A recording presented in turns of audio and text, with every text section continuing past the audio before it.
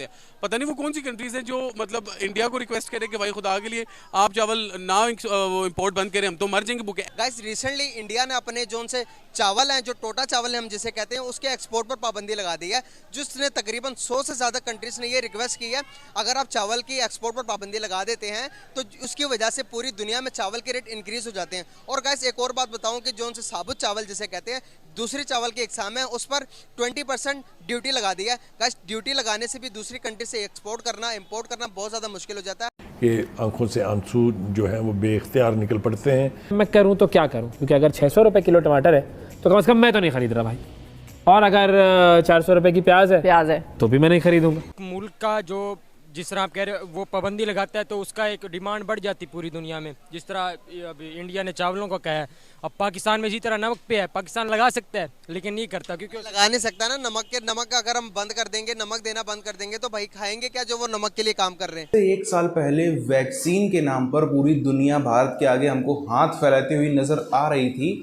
अब वैसा ही कुछ हमको चावल के नाम पर भी नजर आ रहा है देखने में। आप देखो पूरी दुनिया में कहीं भी चले जाओ, इस समय गेहूं का और चावल का जो क्राइसिस है वो बहुत ही ज़्यादा, अभी तो फिर भी थोड़ा सा कम है, लेकिन धीरे धीरे 2-4 महीने बाद ये और बहुत ही खतरनाक होने वाला है। इसीलिए कोई भी देश जो है वो इंडिया से अपना रिश्ता ख़राब नहीं करना चाहता। आप दुनिया में कहीं भी चले जाओ, कुछ भी उठा लो, पिज़्ज़ा, बर्गर, ब्रेड का आइटम हो, पैनकेक हो, कहीं भी चले जाओ आप, उसमें 90% डिशेज़ में या तो चावल या गेहूँ किसी न किसी प्रकार में उसका यूज़ मिलेगा ही मिलेगा। इसी चक्कर में पूरी दुनिया इस पर डिपेंडेंट है। रशिया यूक्रेन की हो जाती है वॉर, उसके बाद से इसकी पूरी सप्लाई चेन पूरी दुनिया में टूट जाती है। तो दुनिया भारत की तरफ देख रही, खासतौर पर चावल में, क्योंकि चावल जो भारत जिस क्वालिटी का प्रोड्यूस करता है वो और कहीं प्रोड्यूस नहीं होता। आपने चावलों पर एक्सपोर्ट पर पाबंदी लगा दी तो पूरी दुनिया में चावलों की प्राइस इंक्रीज कर जाती है।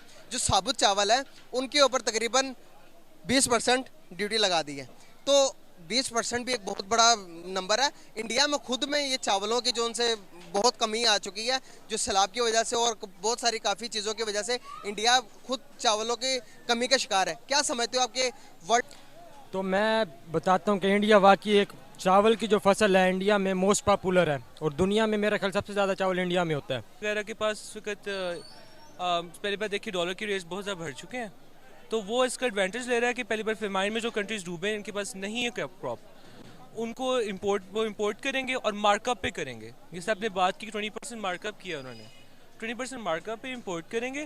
सो ये एक तरह के कह सकते हैं माफिया की तरह कर रहे हैं लोग, 20% मार्कअप पे इंपोर्ट करेंगे। और उसके अलावा जो एक आप कहना चाह रहे हैं कि इंडिया माफिया की तरह काम कर रहा है, तो उन्होंने डिस्क्लोज नहीं किया। बिल्कुल माफिया चीज़ ये है कि वो लोग जो है, अब जिन कंट्री के बता रहा हूँ जो डिप्राइव्ड हैं, जहाँ पे फॉर एग्जाम्पल आप बात करो कि डेजर्ट कंट्रीज हैं, इस तरह दुबई हो गया, इस तरह ये येमन हो गया, ओमान हो गया, यहाँ पे जो राइस है ना इनको ग्रो करना मुश्किल, क्योंकि rice requires a lot of water, और ये डिस्टिलेशन प्लांट से पानी लेते हैं ये लैंड्स में, क्योंकि वहाँ पे फ्रेश वाटर अवेलेबल नहीं है। सो ये ओवरऑल उनको एक्सपेंसिव पड़ता है, इंडिया से इंपोर्ट करना सस्ता पड़ता है। अब यकीन करें मैंने डिसाइड किया कि चले बाज़ार में तो बहुत महंगे है, फिर मैं चलती हूँ संडे बाज़ार, इतवार बाज़ार को गई तो इनके पापा कहते हैं कि नहीं इधर जाने का फ़ायदा कोई नहीं। मैंने कहा नहीं फिर भी थोड़े सस्ते मिल जाए। अब यकीन करें मुझे 350 रुपये किलो टमाटर मिले, जो कि मजबूरन लेने भी पड़े क्योंकि इसके बगैर खाना तो बनता नहीं है। अभी आपने रिसेंटली देखा नहीं है कि हम अपने मुल्क के अंदर हमारी जो गंदम है उसकी कमी पूरी नहीं, और हम रशिया से मंगवा रहे हैं, उसके बाद हम इंडिया को रिक्वेस्ट कर रहे हैं, हम रशिया को चावल और गंदम दोनों की मैं बात कर रहा हूँ। मेरी बात सुने ना, अगर वो रिक्वेस्ट कर रहे हैं तो भाई हम लोग भी तो बेच रहे हैं ना, हम लोग भी तो बेच रहे हैं, हम लोग भी तो यूरोप देख लें, आप सऊदी देख लें, आप यूएई देख लें, आप इसके अलावा ईरान देख लें, ईरान से यहाँ पे चावल जाते हैं। निसार इंडिया पे नहीं करना चाहिए, हमें अपना ज़रिए निज़ाम इतना अच्छा करें, हम इंडिया के आगे हाथ ना फैलाने पड़े। जिस तरह अभी अमेरिका के आगे ये चल रहा है हाथ फैलाने वाला, पैसे मांगते हैं। इंडिया के आगे ऑलरेडी हाथ फैला चुके हैं भाई। अभी आपके फॉर काइंड योर इन्फॉर्मेशन मैं बता दूं कि अभी जो चावल जो हमने हमारे इधर टमाटरों की कीमत जो उनसे 500 पर चली गई थी, इंडिया से जब हमने एक्सपोर्ट किया तो वो 350 पे आई हुई है अभी, जो ये जो उनसे फ्लड की वजह से पाकिस्तान पूरा में मुतासिर हुआ। तो पकना है, खाना पकना है, खाना पकना है, घर वालों ने खाना खाना है, बच्चों ने खाना खाना है। तो अब जो खाना पकने के इंग्रेडिएंट्स हैं खास तौर पे और जिनकी न्यूट्रिशनल वैल्यू भी थी, उनकी जगह पर अब सब्स्टिट्यूट्स क्या हो सकते हैं, ऑल्टरनेटिव्स क्या हो सकते हैं? तकरीबन अपनी जो आमदन है उसका 1/3 हिस्सा खाने पीने की अशिया पे खर्च करता है, और उसका तकरीबन 23% हिस्सा यूटिलिटीज और रेंटल पे खर्च करता है, यानी उसके घर के अखराजात और जो यूटिलिटीज होती हैं इस पर खर्च किया जाता है। खासतौर पे सैलाब, जिनके बाद तकरीबन से सुबह सिंध में एक अंदाजे के मुताबिक पीडीएमए के 28 लाख एकड़ पर मुहित फसलें तबाह हो चुकी हैं। इन फसलों के अंदर न सिर्फ कपास जिससे हमारे एक्सपोर्ट्स मुतासिर होंगे, इसमें चावल जिससे हमारे एक्सपोर्ट्स $2.5 अरब के मुतासिर हो सकते हैं, इसके अंदर मुख्तलिफ शुगर केन, प्याज, टमाटर और दीगर सब्जियां शामिल हैं। ये तमाम 28 लाख एकड़ पे मुहित तबाह हो चुकी हैं और तकरीबन बलूचिस्तान में 1,04,000 एकड़ पर मुहित फसलें तबाह हो चुकी हैं। पर मुसीबत आ रही है। पहले महंगाई की मुसीबत, फिर खजाना खाली हो गया, फिर करेंसी गिर गई और अब पाकिस्तान की सूरत हाल ये है कि पाकिस्तान का 70% हिस्सा सैलाब की जद में है, जिसकी वजह से खड़ी फसलें तबाह हो चुकी हैं और पाकिस्तान में सब्जियों की कीमतें 7वें आसमान पर पहुंच चुकी हैं। टमाटर 400 रुपए किलो, प्याज 500 रुपए किलो और आलू 150 रुपए किलो के हिसाब से बेचे जा रहे हैं। सर, मंडी में क्या काम करते हैं आप? मंडी की आड़त का काम है हमारा।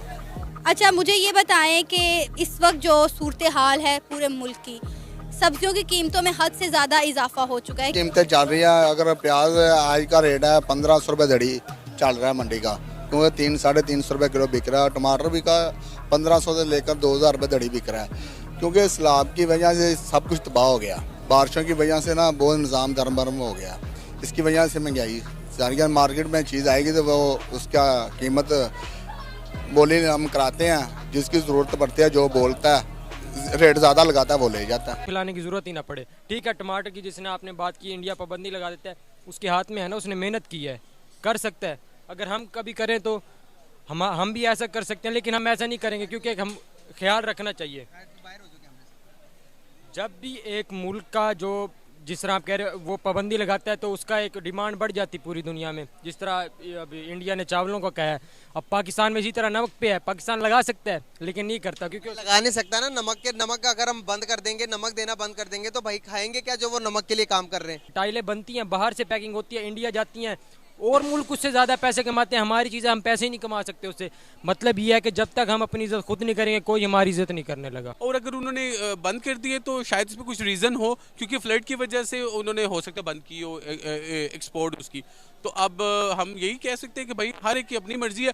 और रही बात अगर पाकिस्तानी होगी तो पाकिस्तान तो अभी खुद भी एक्सपोर्ट नहीं कर रहा, क्योंकि अभी उनको खुद ज़रूरत है, क्योंकि फ्लड आया हुआ है। फ्लड से पहले भी बहुत ज़्यादा ऐसे हालात थे जिसकी वजह से हमारे पाकिस्तान में ज़राई रकबा कम हो गया ना, मतलब सोसाइटीज़ वगैरह बन गई हैं, तो इस वजह से ज़राई रकबा कम होने की वजह से मतलब वो फसलें जो है ना वो मतलब उस लेवल की नहीं अब काश्त हो पा रही जिस लेवल की होनी चाहिए थी। 2020 के बाद से जो पूरी विश्व भर में सिचुएशन बनती चली जा रही है, एक चीज़ साफ तौर पर हमें सबको नज़र आ रही है, कहीं पर भी कैसा भी हो, कोई भी लड़े भिड़े, कहीं भी किसी भी देश में पंगा हो, विवाद हो, किसी ना किसी तरीके से इंडिया का फ़ायदा हो रहा है। ये इसको हम लोग कह सकते हैं कि इंडिया के समय किस्मत जो है वो अपनी चरम सीमा पर चल रही है। हालांकि बिल्कुल मेहनत भी अपनी जगह होती है, पर किस्मत को भी यहाँ पर हम लोग नकार नहीं सकते।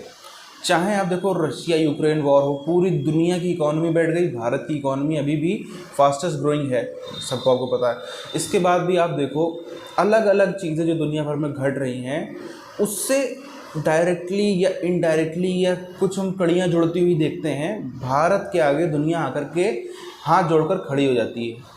अब इस चावल के मुद्दे को उठा लो, वैसे बांग्लादेश में भी चावल बहुत होता है, दुनिया के और कई सारी जगहों पर भी बहुत ज़्यादा चावल प्रोड्यूस होता है, लेकिन जो क्वालिटी ऑफ राइस इंडिया में होता है वैसा और कहीं भी नहीं होता। उसके अलग अलग कई सारे कारण हैं, ख़ास तौर पर हम चाहे साउथ में चले जाएं, चाहे इधर देहरादून साइड चले जाएं, कई जगहों का जो चावल है वो पूरी दुनिया भर में विश्व प्रसिद्ध है। तो इस सब चीज़ों के चलते जो है वैसा चावल और क्लाइमेट सूट नहीं करता, चाहे बांग्लादेश में हो चाहे बाकी जगहों पे हो, वैसा क्लाइमेट नहीं सूट करता, इसलिए वैसा चावल नहीं उग पाता है। और इसी के साथ साथ में आप देखो अब आ रही हैं सर्दियाँ। सर्दियों में आप देखो, सर्दियों में हालांकि इस एरिया में ज़्यादातर आप एशियन कंट्रीज़ में देखो तो ज़्यादातर इधर और इधर साइड में ज़्यादा सर्दियां आ रही हैं, जो मेन प्रभावित इलाका भी है जहाँ पे ज़्यादा विश्व की ज़्यादा आबादी भी रहती है, उस इलाके में तो कुल मिला के जहाँ पे 60% आबादी रहती है वहाँ पर अब सर्दियाँ आ रही हैं। और सर्दियों में अब बहुत ही ज़्यादा क्राइसिस बढ़ने वाला है। बढ़ने वाला क्यों है? अब आप देखते हो सर्दियों में किस तरीके से लोग स्टोर करते हैं, ख़ास तौर पर जो यूरोपियन कंट्रीज़ हैं या थोड़ा सा भी इधर अपने सबकॉन्टिनेंट से आगे किसी भी दिशा में चले जाएं, वहाँ पर इतना ज़्यादा घनी आबादी, घनी पॉपुलेशन हमें नहीं दिखती। तो वहाँ पे कल्चर यही होता है कि भाई खाना स्टोर करके रख लो, एक बार महीने में एक बार सुपरमार्केट चले गए, वहाँ से सुपरमार्केट से भर के ले आए और उसको महीने भर बैठ कर खाते रहे, इस तरीके का कल्चर होता है। अब सबको नज़र आ रहा है कि जो रशिया यूक्रेन का वॉर है वो थमने वाला भी, अभी थमता हुआ भी नहीं नज़र आ रहा है।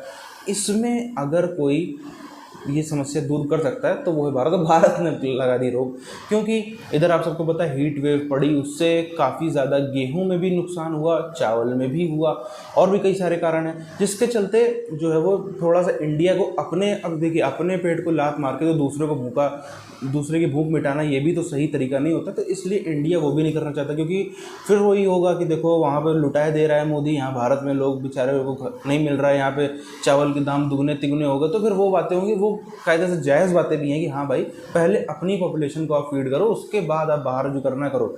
लेकिन ये भी एक बहुत बड़ी चीज़ अभी आप देखना, ऐसा हमको देखने को मिल सकता है कि सिर्फ ये चावल जो है अगले चंद हफ्तों में भारत के लिए बहुत ही बड़ा नेगोशिएटिंग पावर के तौर पर काम करेंगे।